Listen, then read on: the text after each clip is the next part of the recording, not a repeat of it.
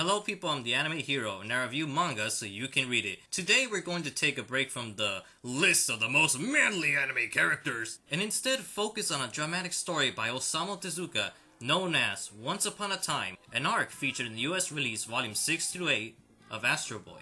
The series of Astro Boy is one that gets easily overlooked as everyone has heard the name, but no one really talks about it. Sure, everybody's more familiar with Naoki Urasawa's take on Astro Boy, being the story arc known as Pluto. However, while it contains much of Tezuka's commentaries of inequality and discrimination, Urasawa's Pluto is more of a crime mystery, as he tends to write in his stories. The original source material, on the other hand, were more kid-friendly, but filled with mature themes such as the already mentioned discrimination. I think a lot of people are put off by both his age and art style, as Tezuka is a person who always fills his work with humor, often being slapstick or very childish word puns, but the amount of thought placed into his writing deserves recognition. While this particular story was originally released in 1967, age shouldn't be a problem, as stories such as Devilman, Ashita no Joe, and even the recently animated Parasite only proves that great stories are timeless. To begin, I would like to thank the person who linked me this incredible list of the best story arcs in anime and manga. So I visited this blog and came across some titles I was very familiar with, and I came across a segment about Astro Boy detailing some of the events in this arc.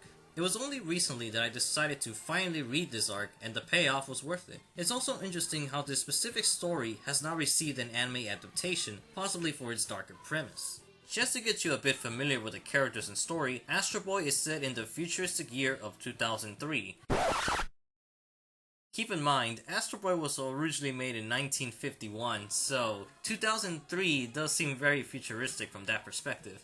In this advanced society, robots have become quite common, where their original purpose was to serve humanity in labor, hence being recognized as slaves. However, the robots gradually became more human-like, so they should technically be called androids after a certain point.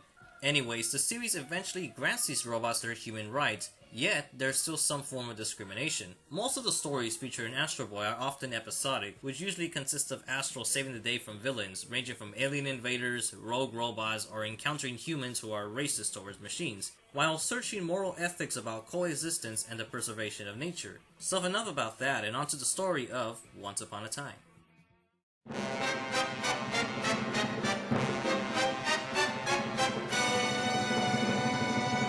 This arc is basically a time travel story where Astro rescues a locust alien whose spaceship crashes to Earth, causing a distortion in time, leaving her and Astro in the 1960s. In this setting, Astro is placed in a predicament as there is no method to travel back in time, thus forcing Astro to be stuck in this time period. However, that's the least of his problems. Being a robot, Astro needs to refuel his energy source, but since no tool exists to maintain his strength, Astro will eventually die. Knowing this puts Astro in a state of depression, as he knows his approaching death will occur within 6 months. Yet to add further salt to his wounds, Astro sees the foul nature of humanity during wartime, specifically Vietnam.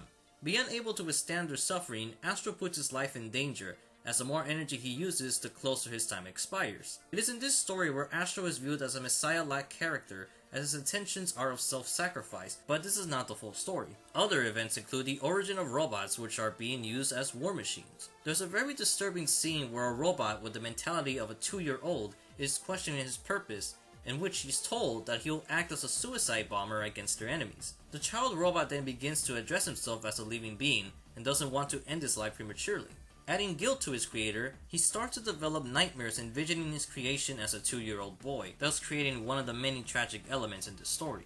Once Upon a Time concludes itself with a reboot of Astro Boy's origin, being better written but also includes more backstory with Dr. Tenma and his wife. Most of it follows similar content of the 1963 anime version, but manages to add a mature twist, often centering on slavery and child abuse. Much of the imagery featured in this arc is shock factor, but it works well regardless of its childish designs. While a lot of humor is definitely present, it gradually disappears as the story gets serious with its content. I suppose a weakness to Once Upon a Time is just the final chapter. While it does tie up loose ends with his locust people, it just feels a bit weak in comparison to the previous chapters focusing on Astro's family and his purpose as a medium between humans and robots. So in short, this is a must-read story, as not only does it speak of racism and equality, this is one of Tezuka's works that displays his talent.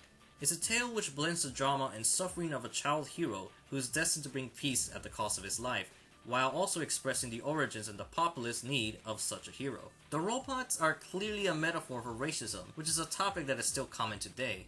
There are various scenes where the story can get really depressing and pretty fucked up in some areas. While the content itself isn't violent, much of the subject matter and imagery are certainly provoking. There's a certain sport feature in Astro Boy that only appears for a few panels, but its fucked up level is really high. For instance, there's this game called The Murder Room, in which people kill each other for sport. Yeah, something as disturbing as that exists in Astro Boy. There's hardly any images of this room, but the fact that it's legal in a supposedly advanced society makes its future seem grim. There's more to be said about this arc, but its emotional experience needs to be felt for yourself. Astro Boy Once Upon a Time is featured in the US volumes 6 through 8.